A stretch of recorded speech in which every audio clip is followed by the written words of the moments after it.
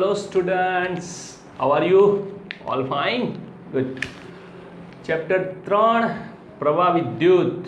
Okay, 10th સ્ટાન્ડર્ડમાં ભણી ગયેલા છો એટલે ચેપ્ટર 9 તો નહીં લાગે, પણ હા 9 ઘણું બધું હશે. જેમ કે તમે જેટલું ભણ્યા બહુ થોડું હતું, હવે એ વિસ્તારથી આવશે. તો આ ચેપ્ટર એ સૌથી લેન્ધી ચેપ્ટર છે. ઓકે, બહુ બધા કન્સેપ્ટ છે, બહુ બધું અલગ અલગ સાધનો આપેલા છે અને એને આપણે એમાં લેવાના છે. એ બધું આગળના સ્ટેપમાં જોઈએ, પણ આજે આપણે જોઈશું સૌથી પહેલાં પ્રવાહ વિદ્યુત અને પ્રવાહ એટલે શું. ઓકે, તો સૌથી પહેલાં આપણે જ્યારે પ્રવાહની ચર્ચા કરીએ છીએ ત્યારે પ્રવાહ શેમાં વહે એ સૌથી અગત્યનું હોય છે. તો પ્રવાહને વહેવા માટે એટલે કે પ્રવાહના વહન માટે સુવાહક પદાર્થ જરૂરી છે.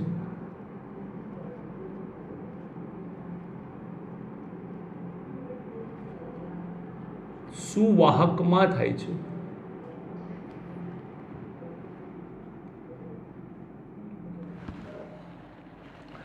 સુવાહકમાં, અવાહકમાં કેમ નહીં? કારણ કે સુવાહકની અંદર જે પ્રવાહનું વહન કરે છે તે હોય છે મુક્ત ઇલેક્ટ્રોન્સ. આ મુક્ત ઇલેક્ટ્રોન્સ જે છે તે પ્રવાહનું વહન કરે છે. જ્યારે વિદ્યુત ક્ષેત્રની ગેરહાજરી હોય એટલે કે પદાર્થ પર જ્યારે વિદ્યુત ક્ષેત્ર હાજર નથી,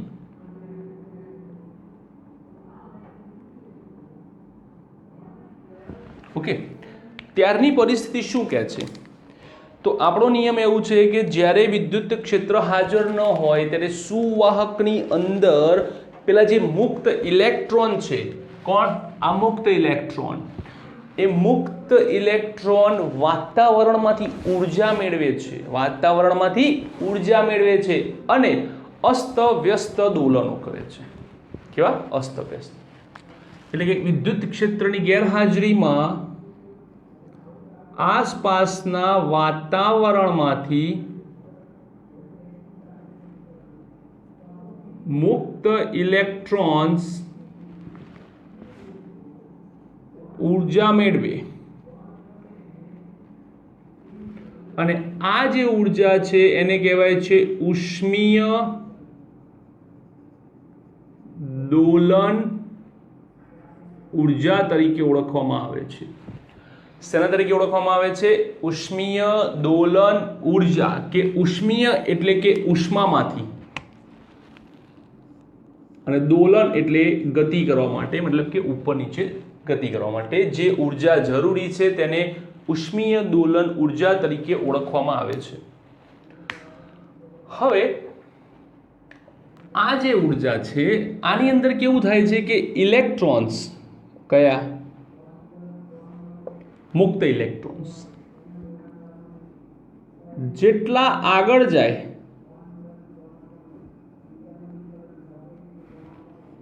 બીજા તેટલા જ ઇલેક્ટ્રોન્સ પાછળ આવે, જેથી કરીને જે પરિણામી પ્રવાહ છે એ કેવો રચાય?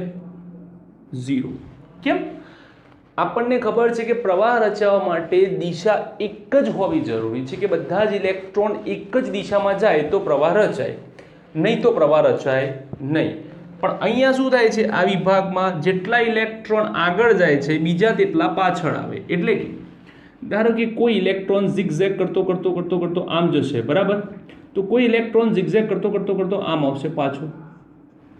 તો આમ થોડાક ડાબી બાજુ જાય, થોડાક જમણી બાજુ જાય અને અંતે આપણને ચોખ્ખો પ્રવાહ કેટલો મળે છે? ઝીરો. ચોખ્ખો પ્રવાહ કેટલો મળે છે? ઝીરો. ક્લિયર? હવે ધારો કે આપણે વિદ્યુત ક્ષેત્ર આપીએ. શું આપીએ છીએ? વિદ્યુત ક્ષેત્રની હાજરી આપીએ તો આપણને ખબર છે કે વિદ્યુત ક્ષેત્રની હાજરી આપો તો સુવાહકની અંદર વિદ્યુત ક્ષેત્ર E કેવું થઈ જાય છે 0. વિદ્યુત ક્ષેત્ર E કેવું થઈ જાય છે 0, કારણ કે જેટલા પણ ઇલેક્ટ્રોન્સ છે એ ઇલેક્ટ્રોન્સ અહીંયા જુઓ ધ્યાનથી કે વિદ્યુત ક્ષેત્ર ધન થી ઋણ તરફ, તો જે ઇલેક્ટ્રોન્સ છે એ ઇલેક્ટ્રોન્સ બધા અહીંયા આવી જશે અને બધા ધન આયનો અહીંયા જતા રહેશે. અહીંયા જઈને આ જે વીજભાર છે તે સ્થિર બની જશે. શું બની જશે? સ્થિર બને. અને જેવો આ વીજભાર સ્થિર બને કે તરત જ એમાં ક્ષેત્ર કેવું થઈ જાય છે 0, કારણ કે અંદરનું ક્ષેત્ર અને બહારનું ક્ષેત્ર લગભગ સમાન મૂલ્યનું અને વિરુદ્ધ દિશાનું બને, જેથી કરીને આપણને સુવાહકની હાજરીમાં કોઈ પણ પ્રકારનો વીજ પ્રવાહ જોવા મળતો નથી. તો એના માટે આપણે શું કરીએ છીએ કે એના માટે આપણે એક બેટરી જોડવી પડે. શું જોડવી પડે છે? બેટરી. અને બેટરી જોડશો ત્યારે શું થશે કે બેટરીના વાહક તાર મારફતે આ ઇલેક્ટ્રોન બેટરીના ધન છેડામાં જશે, જેના કારણે અહીંયાથી સતત ઇલેક્ટ્રોન ગતિ કરતા રહેશે. એ કન્સેપ્ટ આપણે પાછળ જોઈએ છીએ. ઓકે, એમાં બેટરીનો આખો એક કન્સેપ્ટ છે, એમાં આપણે વધારે જોઈશું બેટરીનું EMF ને. પણ અત્યારે હાલ આ છે કે સુવાહકની અંદર પણ જેવી બાહ્ય બેટરી જોડાય છે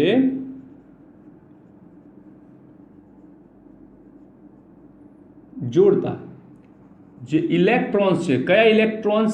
આ ઇલેક્ટ્રોન્સ એ વાહક તાર મારફતે બેટરીના ધન છેડે જાય અને બીજો વીજભાર ત્યાં ગોઠવાતો જાય અને બીજો વીજભાર ગોઠવાતો જાય. એટલે સતત અહીંયા વીજભારની ગતિ જોવા મળે છે. સતત વીજભારની શું જોવા મળે છે? ગતિ, જેના કારણે આપણને વિદ્યુત પ્રવાહનું નિર્માણ જોવા મળે છે. શેનું નિર્માણ જોવા મળે છે? વિદ્યુત પ્રવાહનું નિર્માણ જોવા મળે છે. તો સુવાહકની અંદર જે વિદ્યુત પ્રવાહ છે તે તેના મુક્ત ઇલેક્ટ્રોનના કારણે વિદ્યુત ક્ષેત્રની હાજરી આપતા વીજભાર વહેંચાય છે. અંદરના ભાગે ક્ષેત્ર 0 બને છે, પરંતુ જ્યારે બેટરી વાહક તારથી જોડવામાં આવે છે ત્યારે ઇલેક્ટ્રોન બેટરીમાં ગતિ કરે છે અને સતત વીજભાર એ તરફ આવતો રહે છે અને વીજભારની ગતિ ચાલુ રહે છે. તો આમ સુવાહકની અંદર વીજ પ્રવાહનું નિર્માણ થાય છે. ઓકે, તો આ કન્સેપ્ટ છે સુવાહકની અંદર. ઓકે, હવે આગળ છીએ.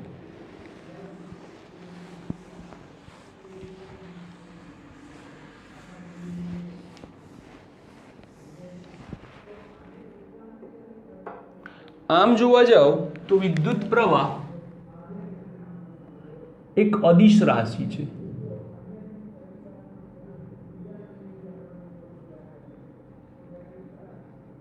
પણ અદિશ પહેલા તે એક ટેન્સર રાશિ છે. આનો મતલબ સમજીએ છીએ. પહેલા વિદ્યુત પ્રવાહ અદિશ રાશિ છે. વિદ્યુત પ્રવાહ માટે સૌથી અગત્યનું શું છે ખબર છે? કે વિદ્યુત પ્રવાહ હંમેશા આડછેદથી લેવાય અને આડછેદને લંબ લેવાય. એટલે કે ધારો કે આ એક સુવાહક છે,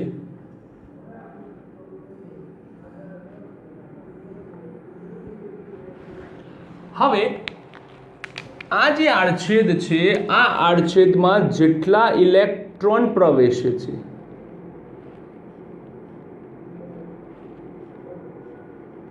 તેટલા જ ઇલેક્ટ્રોન્સ અહીંયાથી બહાર નીકળે છે.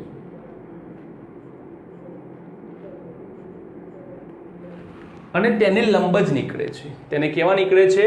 લંબ. તો આમ ધારો કે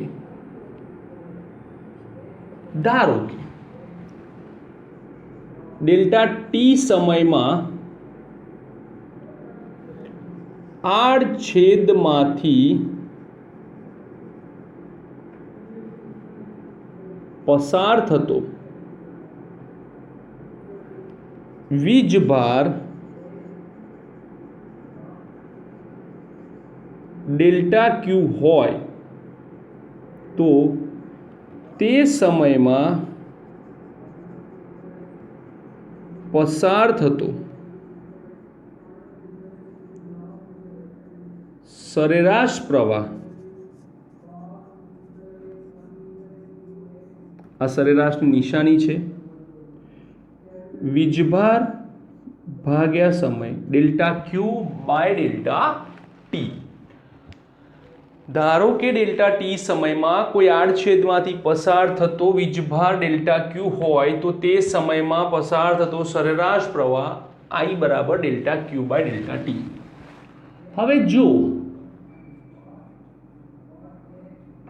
delta T tends to 0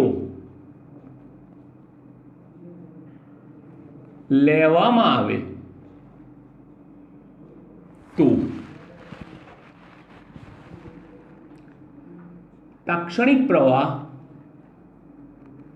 limit delta T tends to 0 delta ક્યુ છેદમાં ડેલ્ટા ટી થાય છે.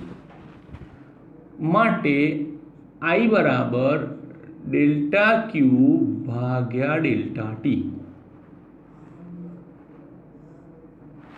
ડેલ્ટા ક્યુ ભાગ્યા ડેલ્ટા ટી. જો પ્રવાહ અચળ હોય, સમય સાથે અચળ રહે કે બદલાય નહીં, તો I બરાબર ક્યુ છેદમાં ટી પણ લઈ શકો છો. Okay, oh my mistake.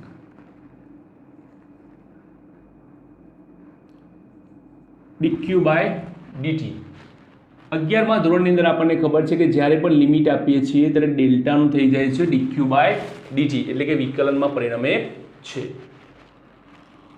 હવે આપણે જોઈએ એનો એકમ. તો શું કહે છે વીજ પ્રવાહ?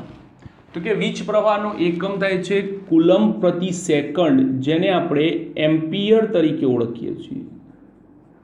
શેના તરીકે ઓળખીએ છીએ? એમ્પિયર. અને વાસ્તવમાં આપણે જે પ્રવાહ વાપરીએ છીએ તે પ્રવાહ લગભગ મિલી એમ્પિયર અને માઇક્રો એમ્પિયરના ક્રમનો હોય છે. કયા ક્રમનો હોય છે? મિલી એમ્પિયર અને માઇક્રો એમ્પિયરના ક્રમનો જોવા મળે છે. હવે જોઈએ ટેન્સર, જે વાત કરી કે પાછળ જોઈએ. તો પ્રવાહ એક અદિશ રાશિ છે. એનો મતલબ શું થયો? કે તેના માટે દિશાની જરૂર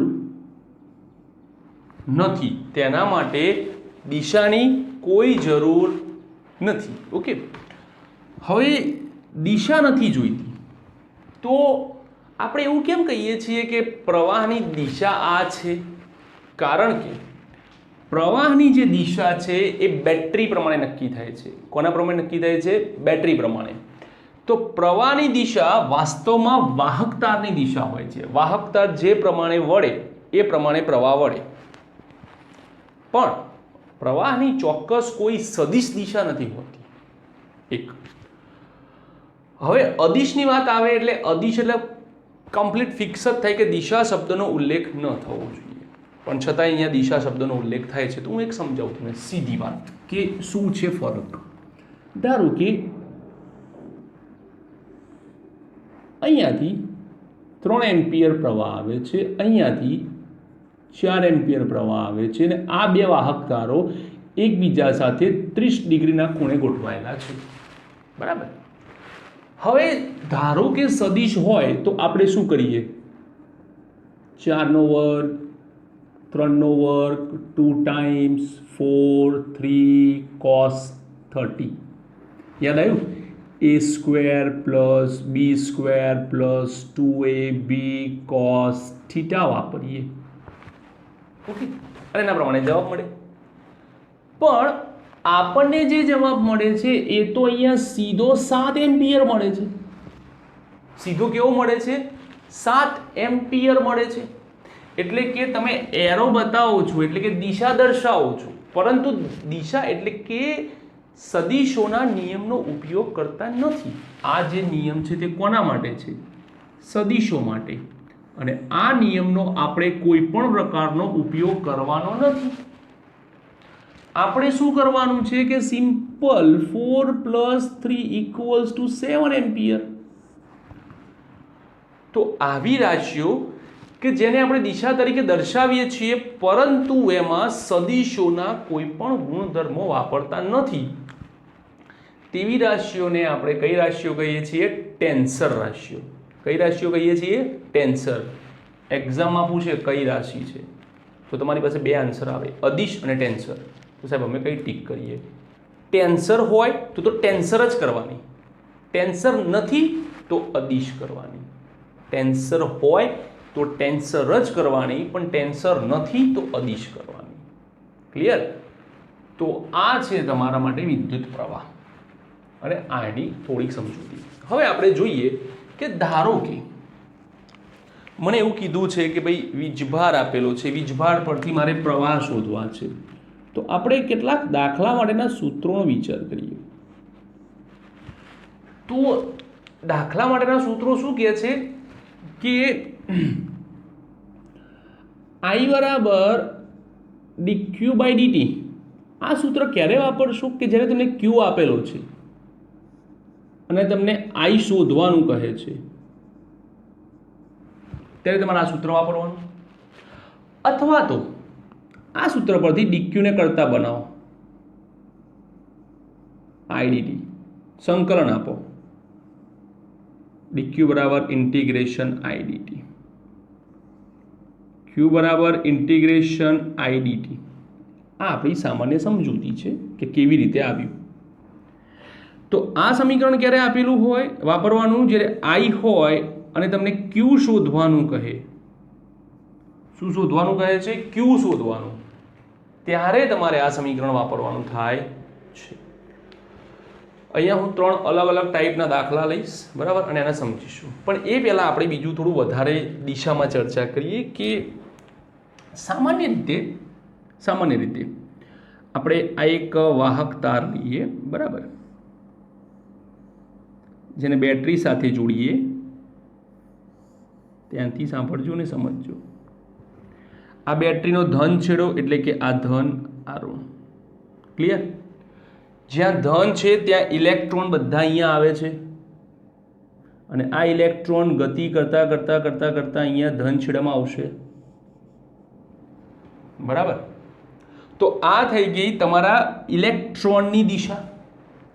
પરંતુ પહેલાના જમાનામાં એવું માનવામાં આવતું હતું કે જે વીજ પ્રવાહ છે એ કોઈ ધન વીજભાર દ્વારા મળે છે. એટલા માટે જે ધન વીજભાર છે એ ધન વીજભાર આ બાજુથી લેવામાં આવે ઇલેક્ટ્રોન કરતા વિરુદ્ધ. ઓકે, તો જે ધન વીજભાર છે તે પ્રવાહ નક્કી કરે છે. એટલા માટે આપણે જ્યારે પ્રવાહની દિશા દર્શાવીએ છીએ ત્યારે આવી રીતે દર્શાવીએ છીએ કે ધનમાંથી બહાર નીકળે અને ઋણમાં પ્રવેશે, ધનમાંથી બહાર નીકળે અને ઋણમાં પ્રવેશે, ધનમાંથી બહાર નીકળે, ઋણમાં પ્રવેશે. આ દિશા દર્શાવીએ છીએ. વાસ્તવમાં ઇલેક્ટ્રોન આ દિશામાં ગતિ કરે છે. તો આપણે આને કહીશું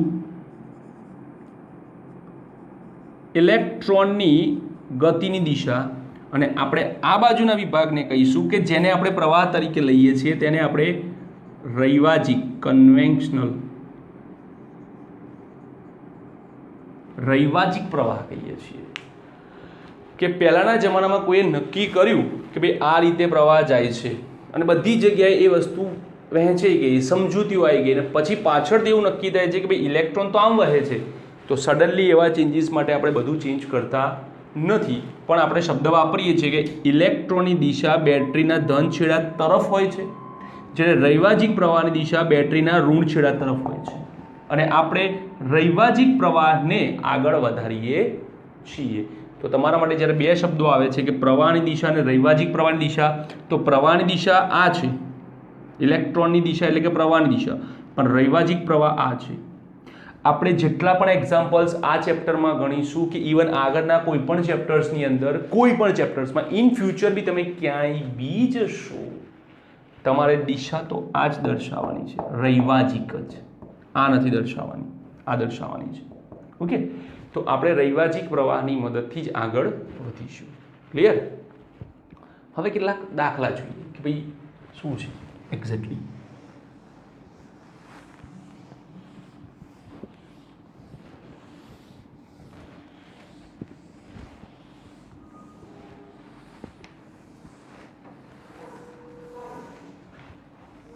ચલો, સૌથી પહેલા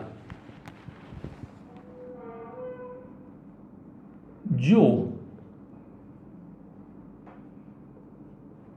વાહક તારમાંથી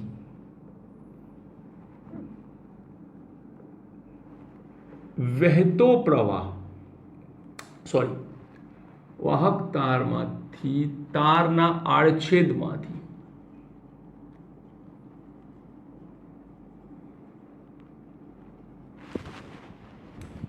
પસાર થતો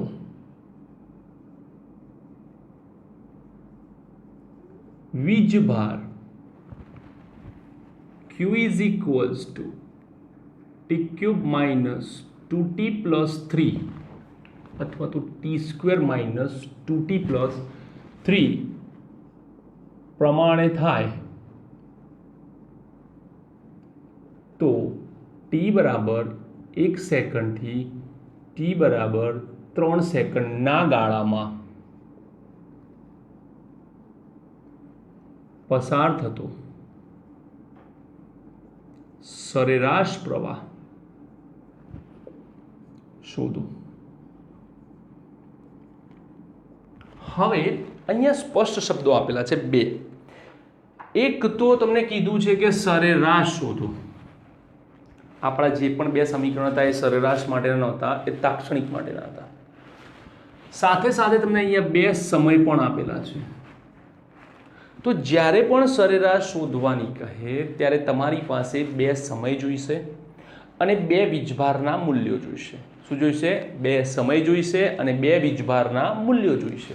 તો જોઈએ, તો સૌથી પહેલા આપણે T બરાબર 1 સેકન્ડ લઈએ કે જેથી આપણે Q1 મળે. તો જ્યાં જ્યાં T દેખાય છે ત્યાં ત્યાં 1 મૂકો. ઓકે, જ્યાં જ્યાં T દેખાય છે ત્યાં ત્યાં 1 મૂકો, બાકીનો કોઈ ચેન્જ નહીં. ક્લિયર? 1 નો સ્ક્વેર 1 ઓછા 2 વત્તા 3 બરાબર 2 કુલમ. ક્લિયર? હવે આગળ જઈએ કે T બરાબર 3 સેકન્ડ લો તો તમને શું મળશે? Q2.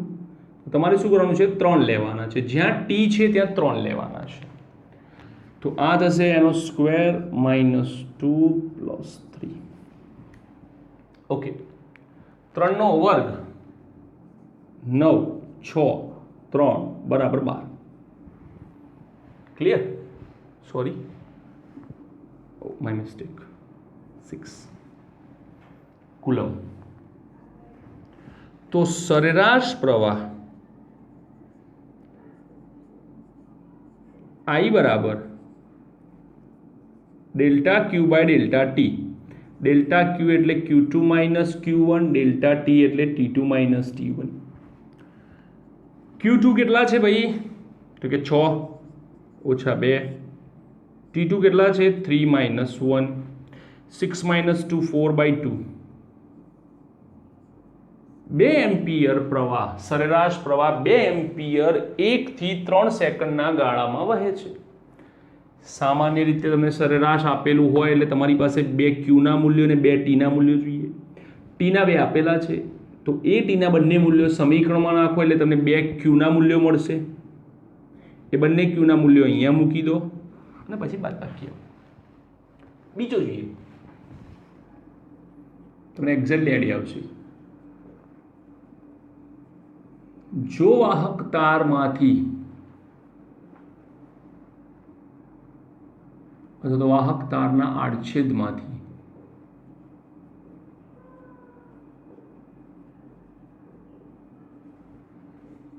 પસાર થતો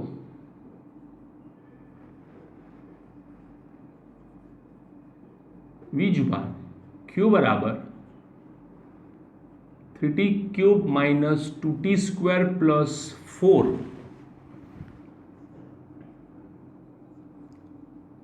અનુસાર પસાર થાય તો t બરાબર 2 સેકન્ડ પર પ્રવાહ શોધો. જુઓ, અહીંયા તમને બે સમયગાળા આપેલા હતા અને સરેરાશની વાત કરી હતી. અહીંયા એક જ સમય આપેલો છે અને પ્રવાહની વાત કરી છે. સરેરાશ શબ્દ કાઢી નાખ્યો. તો ત્યારે તમારે શું કરવાનું કે તમારું સૂત્ર છે પ્રવાહનું I બરાબર dq/dt d/dt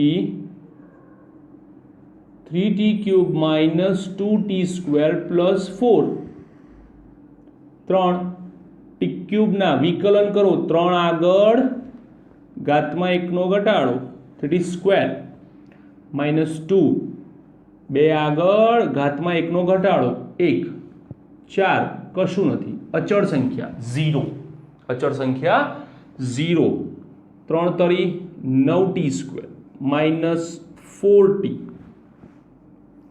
9 t² નું t બરાબર કેટલા થાય 2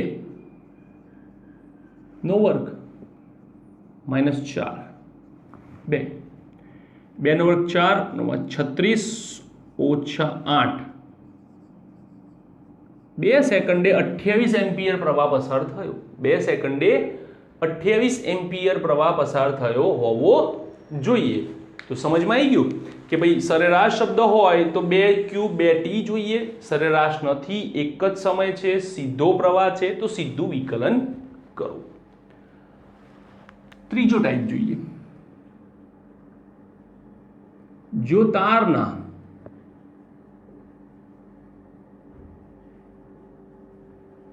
આડછેદમાંથી પસાર થતો પ્રવાહ I બરાબર 3t² - 4t + 5 અનુસાર હોય તો t બરાબર 1 સેકન્ડથી t બરાબર 2 સેકન્ડ સુધી પસાર થતો વીજભાર શોધો. ઓકે, તો તમને અહીંયા જુઓ વીજભાર આપેલા હતા અને પ્રવાહ શોધવાનું કીધું હતું. અહીંયા પ્રવાહ આપેલો છે ને વીજભાર શોધવાનું કહે છે. તો આગળ જે સૂત્ર ચલાવ્યું તે મુજબ I ને આપણે મદદ લેવી પડશે. ઇન્ટિગ્રેશન I dt Q બરાબર ઇન્ટિગ્રેશન I dt, જેમાં I બરાબર 3t² - 4t + 5 dt. ક્યાંથી? તો કે 1 થી ચાલુ કરીએ 2 સુધી જઈએ. ક્લિયર?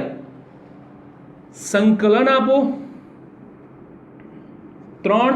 સંકલનનો નિયમ શું કહે છે કે n હોય તો 1 નો વધારો થાય એ જ વધારો છેદમાં આવે. તો અહીંયા આપણે 2 + 1 3/3. અહીંયા કેટલી ઘાત કહેવાય 1, તો 1 + 1 2/2 5. વિકલનમાં અચળ સંખ્યાનું 0 થઈ જાય, પરંતુ સંકલનમાં અચળ સંખ્યાની સાથે t લાગી જાય. t કેમ લાગે? કારણ કે આપણે t થી સંકલન કરીએ છીએ. જો t ના સ્થાને r હોત તો અહીંયા r લાગત, x હોત તો x લાગત, y હોત તો y લાગત. અહીંયા આપણે t હોય છે, મને t લાગે છે. કેન્સલ 2 દુ 4. હવે એક કામ કરો, હવે પહેલા અપર લિમિટ મૂકો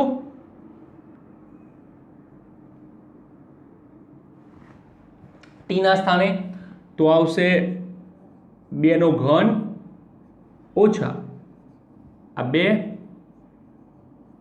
2 નો વર્ગ 5 2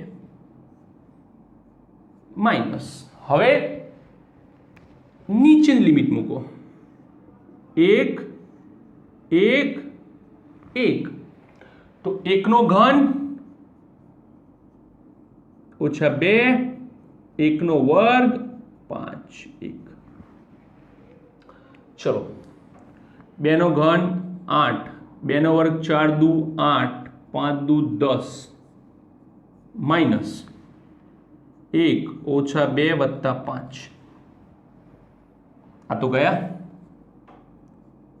10 ઓછા 5 ને 1 6 6 ઓછા 2 4 તો 10 માઇનસ 4 6 કુલમ એટલે કે 6 કુલમ વીજભાર આટલા સમયમાં પસાર થતો હોવો જોઈએ તો આ છે તમારો વીજ પ્રવાહ અને એનો દાખલો ઓકે આ દાખલાઓ તમે ધ્યાનથી જોજો એમસીક્યુમાં ઘણી વખતે ઉપયોગમાં લેવામાં આવે છે ક્લિયર હવે આપણે એક નાનકડો ટોપિક જોઈએ કે જેની અંદર પ્રવાહ ઘનતાની વાત કરેલી છે તમે લોકો ઘનતા શબ્દ ભણી ગયા ફર્સ્ટ ચેપ્ટરમાં બી ભણી ગયા 11th સ્ટાન્ડર્ડમાં બી ભણી ગયા પરંતુ અહીંયા જે ચર્ચા છે એ થોડીક અલગ છે પ્રવાહ ઘનતા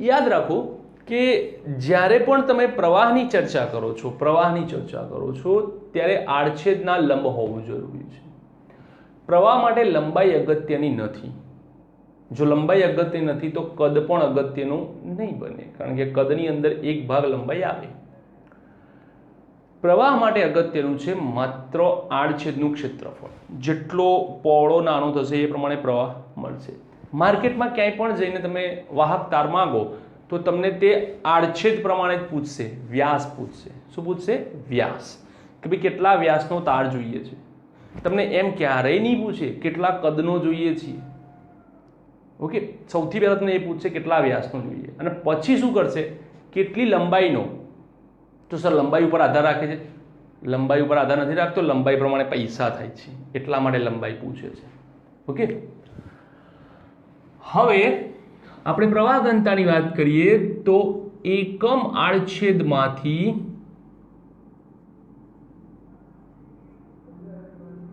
પસાર થતો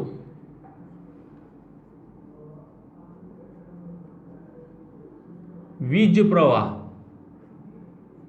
ને પ્રવાહ ઘનતા કહે છે શું કહે છે પ્રવાહ ઘનતા તરીકે ઓળખવામાં આવે છે જેની સંજ્ઞા જે I by A તો I બરાબર J ઇન્ટુ A પણ મળે છે હવે ધારો કે આ જે ચર્ચા થઈ એ તો કોમન છે વાહક તાર છે અહીંયાથી વીજભાર નીકળે છે અહીંયાથી પ્રવેશે છે બહુ કોમન વસ્તુ છે અનકોમન શું છે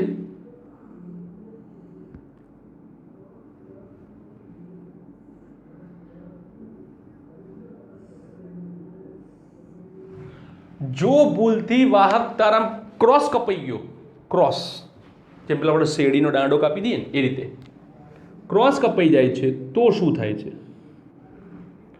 તો ત્યારે તમારું જે ક્ષેત્રફળ છે એ અહીંયા વાંકું વળી જાય છે જેથી કરીને ક્ષેત્રફળના બે ઘટક મળે અહીંયા ખૂણો રચાય એ કોસ થીટા એ સાઇન થીટા પરંતુ આગળ જેમ મેં વાત કરી તેમ કે પ્રવાહ તો હંમેશા લંબ જ હોય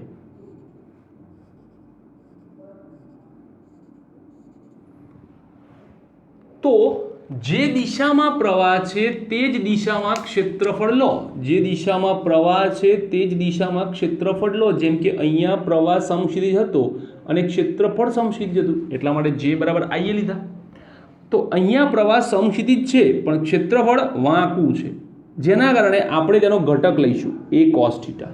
શું લઈશું? ઘટક a cos થીટા. તો i બરાબર j બરાબર i છેદમાં a cos થીટા લઈએ. ઉપર જવા દો. તો i બરાબર જે a cos થીટા. કોઈ પણ બે રાશિ વચ્ચે જ્યારે cos થીટા આવે ત્યારે આપણે શું લગાવીએ છીએ? Dot product. શું લગાવીએ છીએ? Dot product. તો જેના પરથી આપણને એ ક્લિયર થાય છે કે જે એટલે કે પ્રવાહ ઘનતા એક સદિશ રાશિ છે જેનો એકમ જે i ભાગ્યા a એમ્પિયર પર મીટર સ્ક્વેર થાય છે, જેનું પારિમાણિક સૂત્ર એમ્પિયર પર મીટર સ્ક્વેર થાય છે. ક્લિયર? તો આ છે તમારો પ્રવાહ ઘનતાનો ટોપિક કે જેની અંદર આપણે પ્રવાહ જોવાનું છે, પ્રવાહ ઘનતાનું થોડું ડિસ્કશન છે. ટોટલી આજનો આખો ટોપિક જે છે આપણો વિદ્યુત પ્રવાહ ઉપર છે, બરાબર? જેમાં આપણે વિદ્યુત પ્રવાહ શું છે, કેવો હોય છે, કેવી રીતે વહે છે, સુવાહકમાં કેમ વહે છે, દિશા શું છે, રૈવાજિક, આ તે, એ કેવી રાશિ છે, અદિશ છે, ટેન્સર છે, સાથે પ્રવાહ ઘનતા કે જેની અંદર બી બે ભાગ પડે છે એ પણ આપણે જોયા. ઓકે, તો આજના વિડીયોમાં ખાલી આટલું. આગળ વધારે ટોપિકમાં ચર્ચા જઈશું તો એ વખતે નવા નવા વિડીયો લઈશું જેમાં આપણે ડ્રિફ્ટ વેગ ને એ બધાનો ડિસ્કશન કરીશું. પણ આજ માટે આટલું. Thank you very much.